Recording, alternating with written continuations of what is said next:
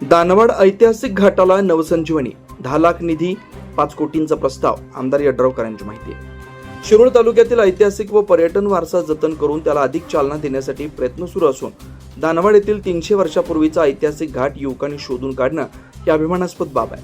या घाटाच्या डागडुजीसाठी तातडीनं 10 लाख रुपयांचा निधी देण्यात येणार आहे. पुढील बांधकामासाठी 5 कोटी रुपयांचा प्रस्ताव सादर करण्यात आलाय, अशी माहिती आमदार राजेंद्र पाटील यड्रावकर यांनी दिली. रामनवमी निमित्त गुरुवारी 26 मार्च 2026 रोजी या ऐतिहासिक घाट परिसरात विविध धार्मिक कार्यक्रमांचं आयोजन करण्यात आलेलं होतं.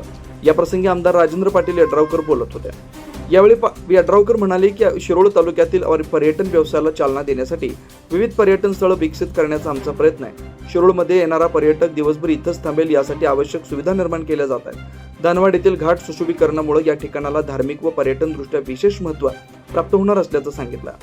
दानवाड येथील ऐतिहासिक राधाकृष्ण मंदिर, घाट व पायरी सुशोभीकरणासाठी आमदार यड्रावकर यांनी 10 लाख रुपयांचा निधी जाहीर केला.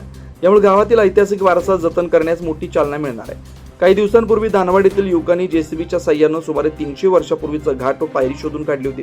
या कार्यामुळे परिसरात व वारशाबद्दल नव्यानं जागरूकता निर्माण झाली. कृष्णा नदीपर्यंत प्रथमच आकर्षक लाइटिंग करण्यात आली होती. सकाळी श्रीराम जन्मोत्सव साजरा करण्यात आला.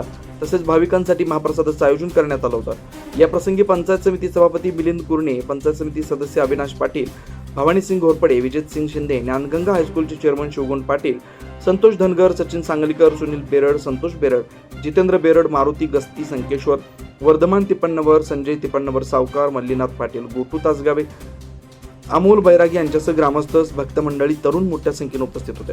दानवाड गावातील युवकांच्या पुढाकारामुळे या ऐतिहासिक घाट पुन्हा प्रकाशझोतात आलाय. जाहीर झालेल्या निधीमुळे परिसराचं सुशोभीकरण होऊन पर्यटन विकासाला मोठी चालना मिळणार आहे. शिवार न्यूजसाठी प्रल्हाद साळुंखे.